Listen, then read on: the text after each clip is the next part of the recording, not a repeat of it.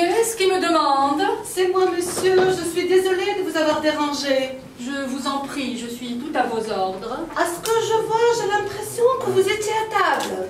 J'étais effectivement à table, mais ne vous inquiétez pas, j'y retournerai. Je suis sincèrement navrée. Et moi, je suis ravie. Pour tout vous dire, j'ai le ventre plein et ces beaux petits yeux-là tombent à pic pour me faire digérer. Il est vraiment charmant. Je pose ce flacon et je suis tout à vous, ma chérie. Il m'a appelée chérie. Ma maîtresse envoie ce billet à monsieur Federico Laspogne. Et le souci de ma réputation m'interdisant d'entrer dans une hôtellerie, j'ai eu l'extrême hardiesse de vous déranger pour que vous le lui remettiez. Je le lui remettrai volontiers, mon petit cœur. Mais auparavant, apprenez que moi aussi j'ai une commission à vous faire. De la part de qui? De la part d'un fort honnête homme. Dites, connaissez-vous un certain Arluca Batocchio? J'ai l'impression d'avoir entendu nommer, mais je suis incapable de me rappeler où. Ça ne serait pas donc lui? C'est un fort honnête homme, Rabelais, courtois, éloquent, spirituel, de son métier, maître de cérémonie. Je ne le connais absolument pas. Pourtant, lui, il vous connaît et il est amoureux de vous. Oh, vous vous moquez de moi. S'il pouvait espérer être un tout petit peu payé de retour, il se ferait connaître. Je vais vous dire, monsieur, si je le voyais et qu'il me plût, il se pourrait fort que je ne lui sois point cruel. Vous voulez que je vous le fasse voir? Je le verrai volontiers. C'est l'affaire d'un instant. Donc ce n'est pas lui?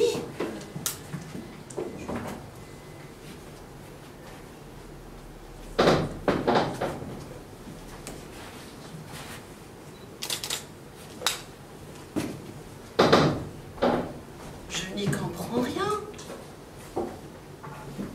Vous l'avez vu? Qui ça? Celui qui est amoureux de vos beautés. Mais je n'ai vu que vous. Oui. Celui qui prétend avoir des sentiments pour moi, serait-ce vous? C'est moi. Et pourquoi vous ne l'avez pas dit tout de suite? Parce que je suis un tout petit peu timide. Il rendrait amoureux un rocher. Alors, qu'est-ce que vous me répondez? Oh, je vous réponds que... Allez, répondez.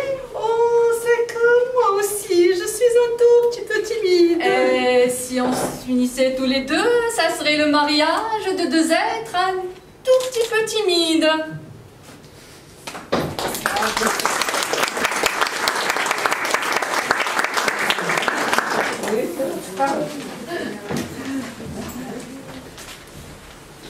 Et maintenant, un extrait du premier texte théorique sur l'amour, le banquet de Platon.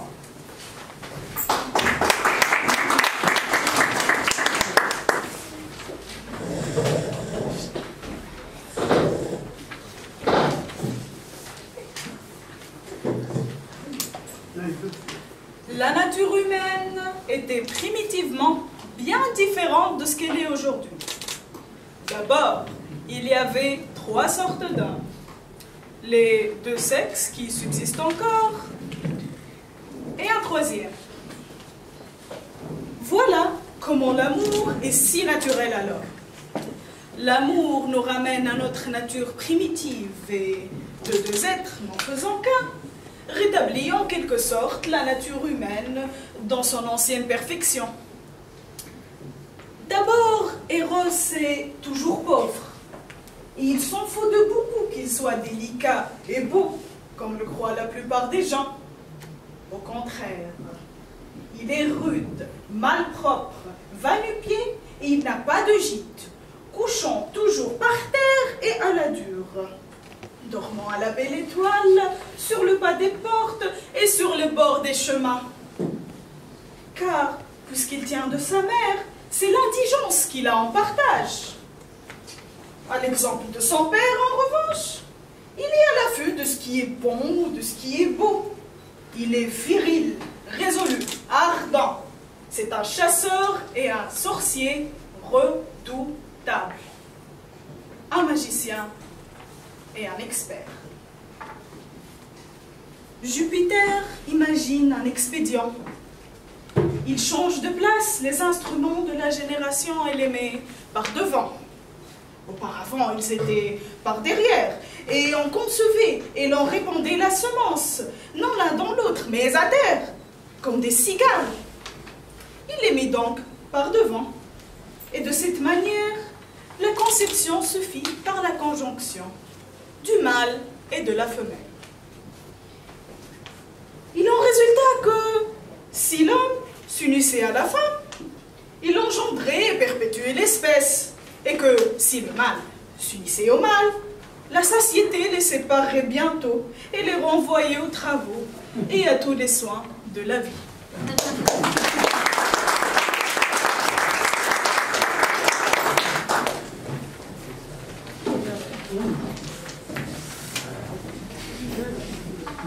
Le plus célèbre poème d'Apollinaire, le pont Mirabeau.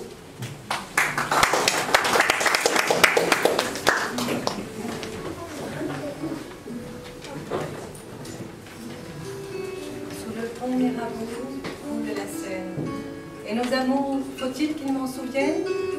La joie venait toujours après la peine. Vienne la nuit, sonne l'heure, les jours s'en vont, je demeure. Les mains dans les mains, restons face à face, tandis que sous le pont de nos bras passent les éternels regards, longs de Silas. Vienne la nuit, sonne l'heure, les jours s'en vont, je demeure. L'amour s'en va. L'amour s'en va comme cette eau courante, comme la vie est lente, et comme l'espérance est violente. Vienne la nuit, sonne l'heure, les jours s'en vont, je demeure. Passent les jours et passent les semaines, ni le temps passé, ni les amours reviennent. Sur le pont Mirabeau, coule la Seine.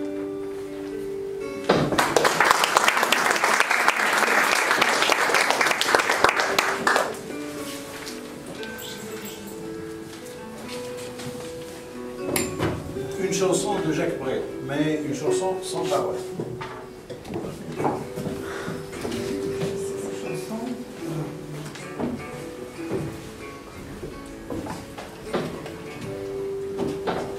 J'aurais aimé, ma belle, t'écrire une chanson sur cette mélodie rencontrée une nuit. J'aurais aimé, ma belle, rien qu'au point d'Alençon, t'écrire un long poème, t'écrire un long je t'aime. Je t'aurais dit amour, je t'aurais dit toujours, mais de mille façons, mais par mille détours. Je t'aurais dit partant, je t'aurais dit brûlant, brûlant, de jour en jour, de saison en saison. Mais le temps que s'allume, le temps, l'idée sur le papier, le temps de prendre une plume, le temps de la tailler, mais le temps de me dire comment vais-je l'écrire. Et le temps est venu où tu ne m'aimais plus. Mais le temps que s'allume l'idée sur le papier, le temps de prendre une plume, le temps de la tailler, mais le temps de me dire comment vais-je l'écrire. Et le temps est venu où tu ne m'aimais plus, où tu ne m'aimais plus.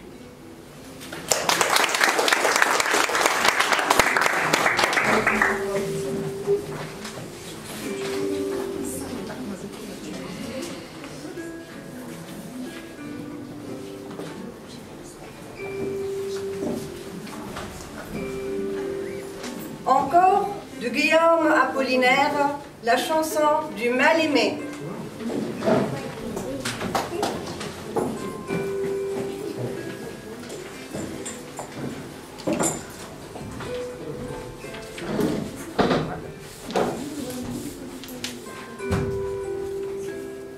que je chantais cette romance en 1903, sans savoir que mon amour a la semblance du beau phénix. S'il meurt un soir, le matin voit sa renaissance. Un soir de mi-brume à Londres, un voyou qui ressemblait à mon amour vint à ma rencontre. Et le regard qu'il me jeta me fit baisser les yeux. Je suivis ce mauvais garçon qui sifflotait, main dans les poches. Nous semblions entre les maisons, ondes ouvertes de la mer Rouge, lui les Hébreux, moi Pharaon. Que tombent ces vagues de briques si tu ne fus pas bien-aimé. Je suis le souverain d'Égypte, sa sœur épouse, son armée, si tu n'es pas l'amour unique. Au tournant d'une rue brûlant de tous les feux de ses façades, plaie du brouillard sanguinolent, où se lamentaient les façades, une femme lui ressemblant. C'était son regard d'inhumaine, la cicatrice à son cou nu, sortie saoule d'une taverne au moment où je reconnus la fausseté de l'amour. Lorsqu'il fut enfin de retour dans sa patrie, le sage Ulysse, son vieux chien de lui se souvint. Près d'un tapis de haute lisse, sa femme attendait qu'il revînt. L'époux royal de sa Cantal, là de vaincre, se réjouit quand il la retrouva plus pâle, d'attente et d'amour, yeux pâlis, caressant sa gazelle mâle. Je songeais à ces oiseaux lorsque le faux amour et celle dont je suis encore amoureux, heurtant leurs sombres infidèles, me rendirent si malheureux.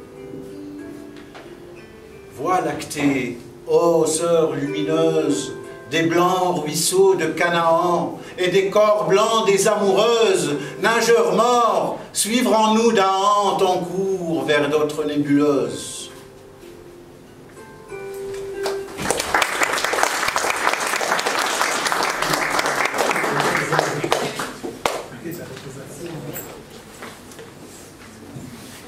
Encore une chanson de Serge Gainsbourg. Sois belle, tais-toi. Le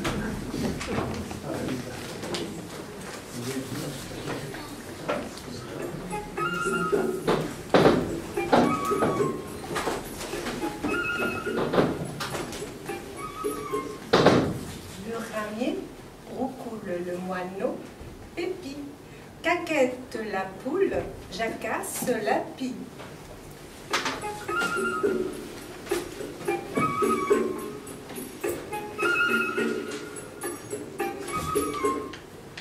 Le chameau blatère et le hibou hue, râle la panthère et craque la grue.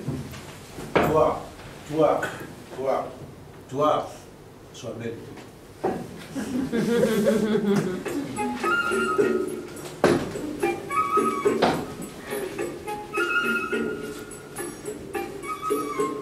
L'éléphant Barrette, la jument Hennie, Ulule la chouette, belle la brebis.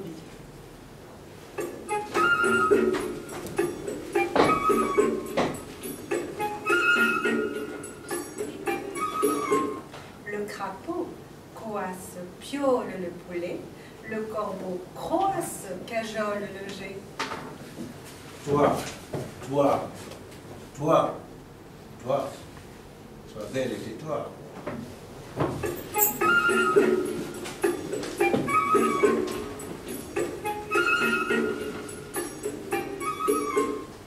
Le cerf brame, l'âne braie, le lion rugit, la cancane, la canne, le taureau mugit.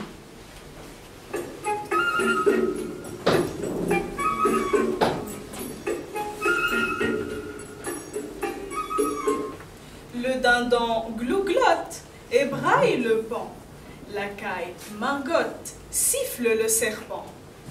Toi, toi, toi, toi, sois belle et tais-toi.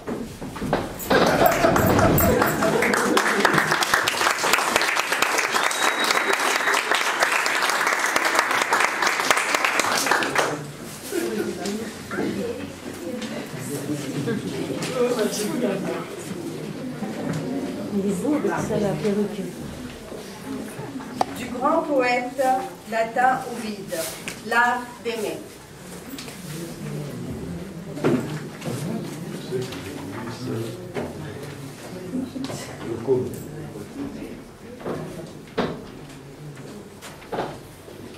Tandis que Vénus m'inspire, jeune beauté, prêtez l'oreille à mes leçons.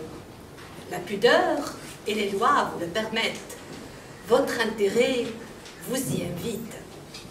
Songez dès à présent à la vieillesse qui viendra trop tôt, et vous ne perdrez pas un instant. Tandis que vous le pouvez, et que vous en êtes encore à vos années printanières, donnez-vous du bon temps. Comme l'eau s'écoulent les années, le flot qui fuit ne reviendra plus à sa source. L'heure, une fois passée, est passée sans retour. Profitez du bel âge, il s'envole si vite. Chaque jour est moins beau que celui qui l'a précédé. Dans ces lieux hérissés de broussailles flétries, j'ai vu fleurir la violette. Ce buisson épineux me donna jadis de suaves couronnes. Un temps viendra où toi, qui jeune aujourd'hui, repousse ton amant, vieille et délaissée, tu greloteras la nuit dans ton lit solitaire. Alors les amants rivaux, dans leur querelle nocturne, ne briseront plus ta porte. Et le matin, tu n'en trouveras plus le seuil jonché de feuilles de rose. Sitôt, hélas, notre corps se couvre de rides. Sitôt s'effacent les couleurs qui brillaient sur un gracieux visage. Ces cheveux blancs, qui, tu le jures, du moins datent de ton enfance, te couvriront bientôt toute la tête. Le serpent, en quittant sa peau, se dépouille de sa vieillesse, et le cerf, en renouvelant son bois, semble rajeunir. Mais rien ne remplace les traces que la vie nous enlève. Cueillez donc une fleur que, si vous ne la cueillez, tombera d'elle-même honteusement flétrie. L'amour est de nature peu traitable. Souvent même, il me résiste. Mais c'est un enfant. Cet âge est souple et facile à diriger. Chiron éleva le jeune Achille au son de la lyre, et par cet art paisible dompta sa nature sauvage. Lui qui tant de fois effraya ses ennemis, qui tant de fois effraya même ses compagnons d'armes. On le vit, dit-on, craintif devant un faible vieillard, et docile à la voix de son maître, donc tendre au châtiment des mains dont Hector devait sentir le poids. Chiron est le précepteur du fils de Pelée. Moi, je suis celui de l'amour. Tous deux enfants redoutables, tous deux fils d'une déesse. Mais on soumet au joug le front du fier taureau, le coursier généreux broie en vain sous sa dent le frein qu'il a servi. Moi aussi, je réduirai l'amour, bien que son arc blesse mon cœur et qu'il secoue sur moi sa torche enflammée. Bravo.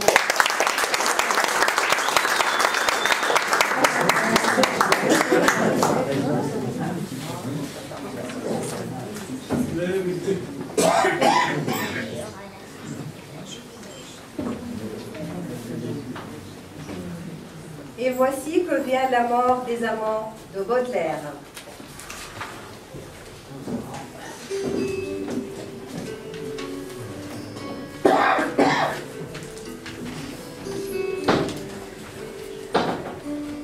Nous aurons des lits pleins d'odeurs légères, des divans profonds comme des tombeaux, et d'étranges fleurs sur les étagères, écloses pour nous sous des cieux plus bons.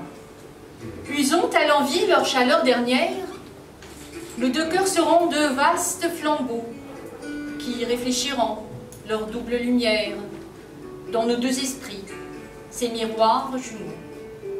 Un soir, fait de rose et de bleu mystique, nous échangerons un éclair unique, comme un long sanglot, tout chargé d'adieu. Et plus tard, un ange entr'ouvrant les portes viendra ranimer, fidèle et joyeux, les miroirs ternis et les flammes mortes.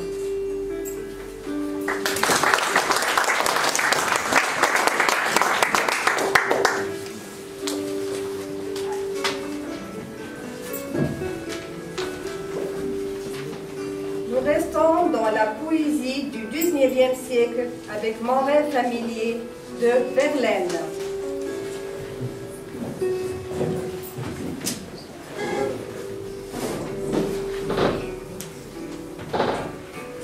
Je fais souvent ce rêve étrange et pénétrant d'une femme inconnue et que j'aime et qui m'aime et qui n'est chaque fois ni tout à fait la même, ni tout à fait une autre, et m'aime et me comprend. Car elle me comprend et mon cœur transparent, pour elle seule, hélas, cesse d'être un problème. Pour elle seule, et les moiteurs de mon front blême, elle seule laissait rafraîchir en pleurant. Est-elle brune, blonde ou rousse? Je l'ignore. Son nom, je me souviens qu'il est doux et sonore, comme ceux des aînés que la vie exila. Son regard est pareil au regard des statues, et pour sa voix lointaine et calme et grave, elle a l'impression des lois chères qui se sont tues.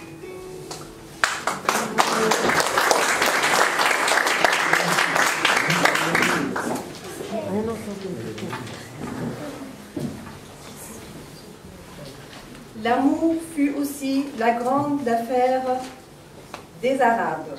Voici un grand texte d'Ibn Hazm, l'Andalusie, le collier de la colombe.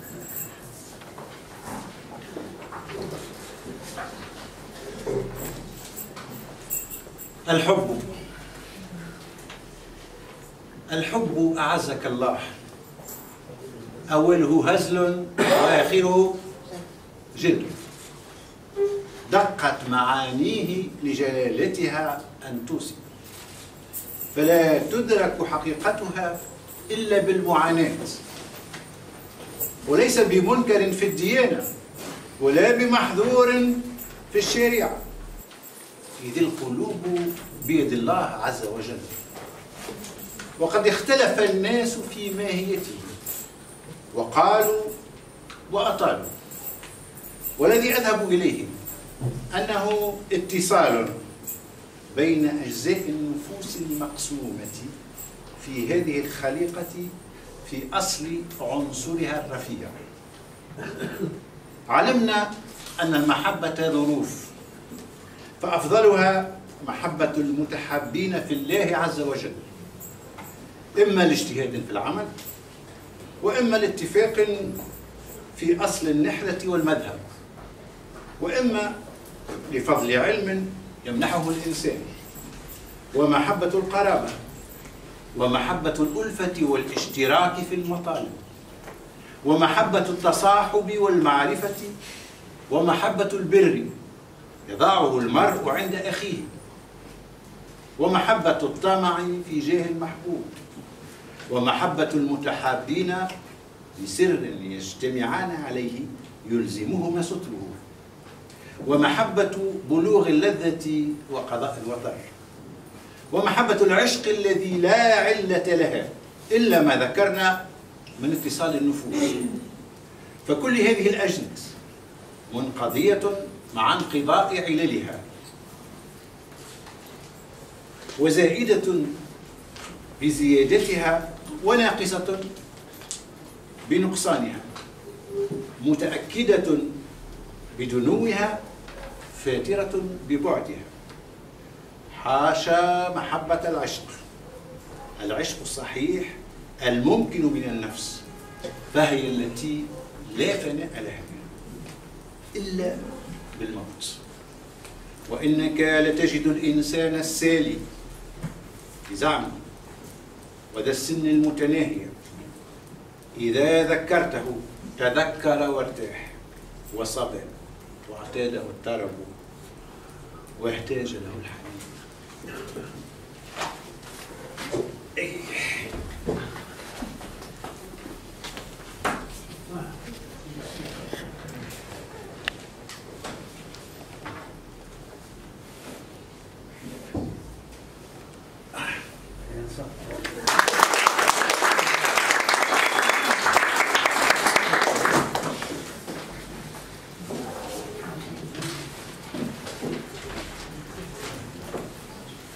Quoi de plus grand que la passion? Voici un extrait de Phèdre de Racine.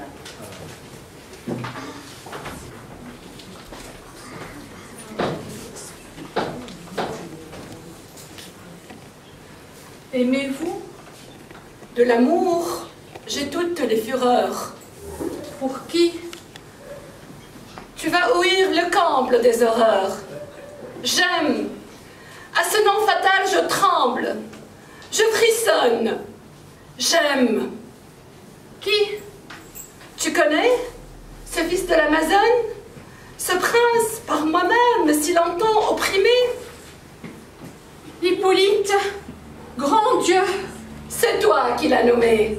Juste ciel, tout mon sang dans mes veines se glace. Ô désespoir, ô crime, ô déplorable race, voyage infortuné, rivage malheureux, fallait-il approcher de tes bords dangereux?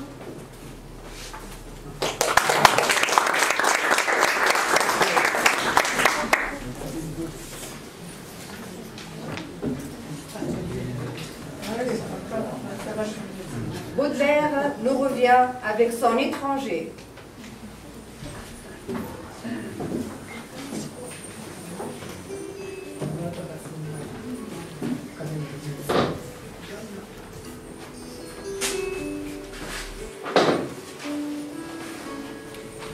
Qui aimes-tu le mieux, homme énigmatique? Dis, ton père, ta mère, ta sœur ou ton frère? Je n'ai ni père, ni mère, ni sœur, ni frère. Tes amis? Vous vous servez là d'une parole dont le sens m'est resté jusqu'à ce jour inconnu. Ta patrie? J'ignore sous quelle latitude elle est située. La beauté?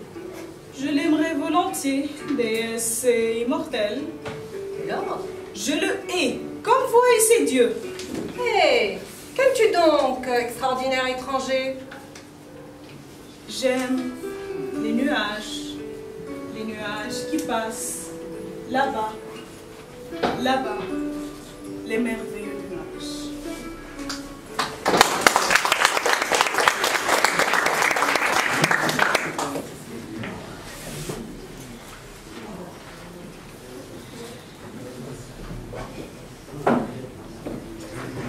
Un autre texte théorique important sur l'amour, c'est un texte du XIXe siècle, de l'amour, de Stendhal.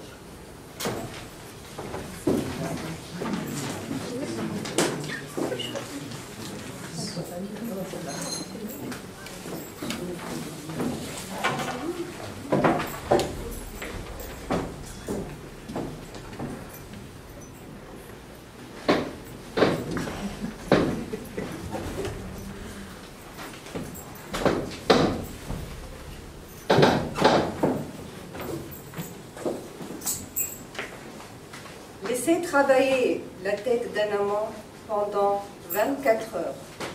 Et voici ce que vous trouverez. Aux mines de sel de Salzbourg, on jette dans les profondeurs abandonnées de la mine un rameau d'arbre effeuillé par l'hiver. 2 ou 3 mois après, on le retire couverts de cristallisation brillante. Les plus petites branches, celles qui ne sont pas plus grandes que la pâte d'une mésange, sont garnies d'une infinité de diamants mobiles et éblouissants. On ne peut plus reconnaître leur amour primitif.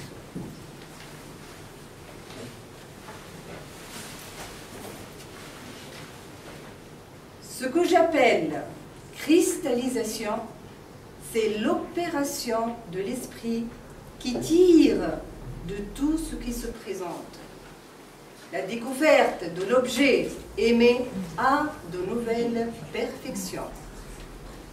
En amour, il suffit de penser à une perfection pour l'avoir dans ce que l'on aime. Ce phénomène, il suffit de penser à une perfection pour l'avoir dans ce que l'on aime. Ce phénomène que je me permets d'appeler la cristallisation vient de la nature qui nous commande d'avoir du plaisir et qui nous envoie le sang au cerveau, du sentiment que les plaisirs augmentent avec les perfections de l'objet aimé et de l'idée qu'elle est à moi.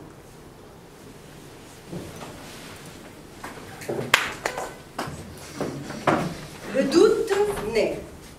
L'amant arrive à douter du bonheur qu'il se promettait. Il devient sévère sur les raisons d'espérer qu'il a cru voir. Il veut se rabattre sur les autres plaisirs de la vie et les trouve anéantis. La crainte d'un affreux malheur le saisit, et avec elle la tension profonde. Alors commence la seconde cristallisation, produisant pour diamant des confirmations de cette idée, elle-même.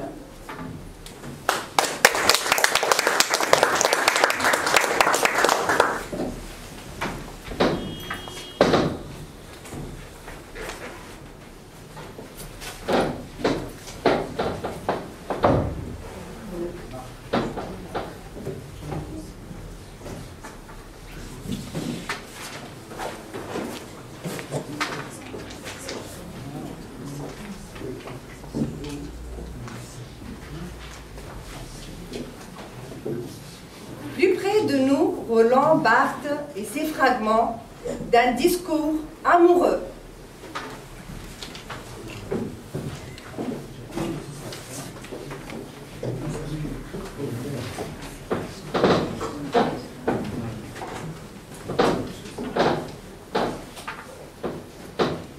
Je rencontre dans ma vie des millions de corps. De ces millions, je puis en désirer des centaines, mais de ces centaines, je n'en aime qu'un. L'autre dont je suis amoureux me désigne la spécialité de mon désir. Je sais que tu sais que je sais. Telle est la formule générale de la gêne. Ce que cache mon langage, mon corps le dit. Mon corps est un enfant entêté. Mon langage est un adulte très civilisé. Aimer l'amour, annulation. Bouffée de langage au cours de laquelle le sujet en vient à annuler l'objet aimé sous le volume de l'amour lui-même, par une perversion proprement amoureuse. C'est l'amour que le sujet aime, non l'objet. Il a fallu beaucoup de hasard, beaucoup de coïncidences surprenantes et peut-être beaucoup de recherches pour que je trouve l'image qui entre mille correspond à mon désir. Comme jaloux, je souffre 4 fois d'être exclu, D'être agressif. D'être fou. et d'être commun. Bien souvent. Bien souvent, c'est par le langage que l'autre s'altère. Il dit un mot différent et j'entends bruire d'une façon menaçante tout un autre monde qui est le monde de l'autre. Je t'aime est sans nuance. Il supprime les explications, Les aménagements. Les degrés. et les scrupules.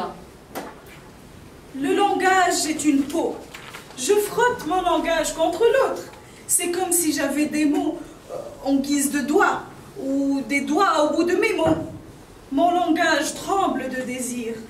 L'émoi vient d'un double contact. D'une part, toute une activité de discours vient relever discrètement, indirectement, un signifié unique qui est « je te désire » et le libère, L'alimente. Le ramifie. le fait exploser. Le langage jouit de se toucher lui-même. D'autre part, j'enroule l'autre dans mes mots. Je le caresse. Je le frôle. J'entretiens ce frôlage. Je me dépense à faire durer le commentaire duquel je soumets la relation.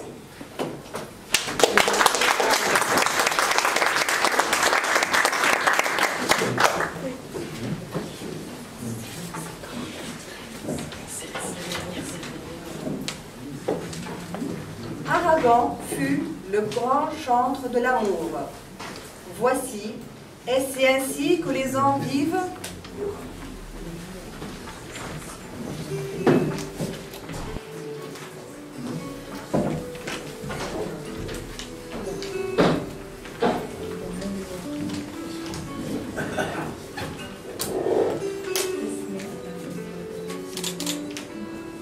Tout est affaire de décor.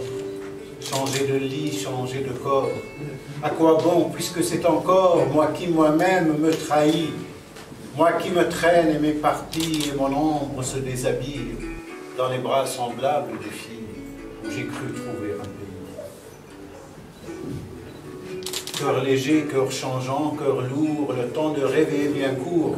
Que faut-il faire de mes jours, que faut-il faire de mes nuits? Je n'avais amour ni demeure, nulle part où je vis ou meurs. Je passais comme la rumeur, je m'endormais comme le bruit. C'était un temps déraisonnable. On avait mis les morts à table. On faisait des châteaux de sable, on prenait les loups pour des chiens. Tout changeait de pôle et d'épaule. La pièce était telle ou non drôle. Moi, si j'y tenais mal mon rôle, c'était de n'y comprendre rien. Dans le quartier Hohenzollern, entre la Sarre et les casernes, comme les fleurs de la luzerne, fleurissaient les seins de Lola. Elle avait un cœur d'hirondelle sur le canapé du bordel. Je venais m'allonger près d'elle dans les hoquets du pianola. Le ciel était gris de nuages, il y volait des oies sauvages qui criaient la mort au passage, au-dessus des maisons des quais. Je les voyais par ma fenêtre, leur chant triste entrait dans mon être, et je croyais y reconnaître du Rainer Maria Rilke. Elle était brune et pourtant blanche, ses cheveux tombaient sur ses hanches. Et la semaine et le dimanche, elle offrait à tous ses bras nus. Elle avait des yeux de faïence et travaillait avec vaillance pour un artilleur de Mayence qui n'en est jamais revenu. Il est d'autres soldats en vie, et la nuit monte les cils. Remets du rimel à tes cils, Lola, tu t'en iras bientôt. Encore un verre de liqueur. Ce fut en avril à 5 heures, au petit jour, que dans ton cœur, un dragon plongea son couteau. Est-ce ainsi que les hommes vivent? Et leurs baisers au loin les suivent, comme des soleils révolus.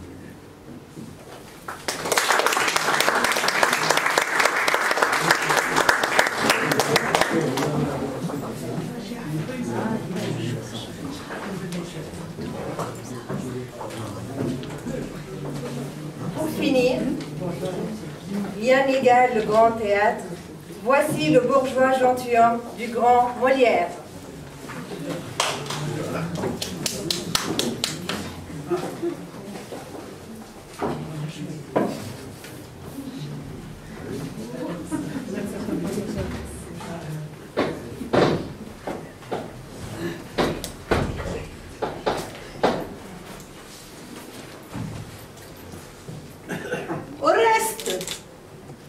il faut que je vous fasse une confidence. Je suis amoureux d'une personne de grande qualité. Et je souhaiterais que vous m'aidassiez à lui écrire quelque chose dans un petit billet que je veux laisser tomber à ses pieds. Fort bien. Cela sera galant, oui? Sans doute. Sont-ce des vers que vous lui voulez écrire? Non, non, point de vers. Ah, vous ne voulez que de la prose. Non, je ne veux ni prose ni vers. Il faut bien que ce soit l'un ou l'autre. Pourquoi? Par la raison, monsieur, qu'il n'y a pour s'exprimer que la prose ou les vers. Il n'y a que la prose ou les vers? Non, monsieur, mais tout ce qui n'est point prose est vers, et tout ce qui n'est point vers est prose. Et comme l'on parle, qu'est-ce que c'est donc cela? De la prose. Quoi? Quand je dis Nicole, apportez-moi mes pantoufles et me ramenez mon bonnet de nuit, c'est de la prose? Oui, monsieur. Par ma foi, ça fait plus de 40 ans que je dis de la prose sans que je n'en suce rien. Et je vous suis le plus obligé du monde de m'avoir appelé cela. Je vous prie donc de me dire, dans un petit billet, « Belle marquise, vos beaux yeux me font mourir d'amour. Mais je voudrais que cela fût mis d'une manière galante, que ce fût tourné gentiment. » On les peut mettre. Vous pouvez dire, belle marquise, vos beaux yeux me font mourir d'amour. Non, non, non. Je ne veux que ces seules paroles-là dans les billets. Belle marquise, vos beaux yeux me font mourir d'amour. Il faut bien étendre un peu la chose. Non, vous dis-je. Je ne veux que ces seules paroles-là dans les billets, mais tournées à la mode, bien arrangées, comme il faut. Je vous prie donc de me dire, pour voir un peu, les diverses manières dont on les peut mettre. On les peut mettre, premièrement, comme vous avez dit, belle marquise, vos yeux me font mourir d'amour. Ou bien, mourir d'amour me font, belle marquise, vos beaux yeux. Ou bien, vos yeux beaux d'amour me font, belle marquise, mourir. Ou bien, mourir vos yeux beaux, belle marquise d'amour. Ou bien, me font vos yeux beaux mourir, belle marquise d'amour. Mais de toutes ces façons-là, laquelle est la meilleure? Celle que vous avez dite, belle marquise, vos beaux yeux me font mourir d'amour. Cependant, je n'ai point étudié, et j'ai fait tout cela du premier coup. Je vous remercie de tout mon cœur, et je vous prie de venir demain de bonne heure. Je n'y manquerai pas.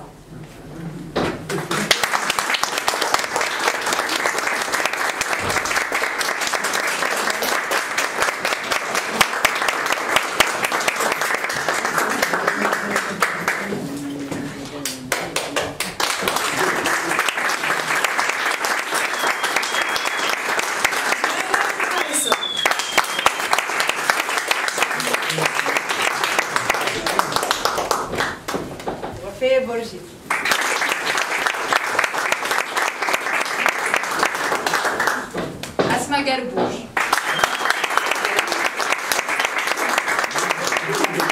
Zeynep Ledi. Yannick Santier. Notre metteur en scène, Monsieur Aïssam Marzouki.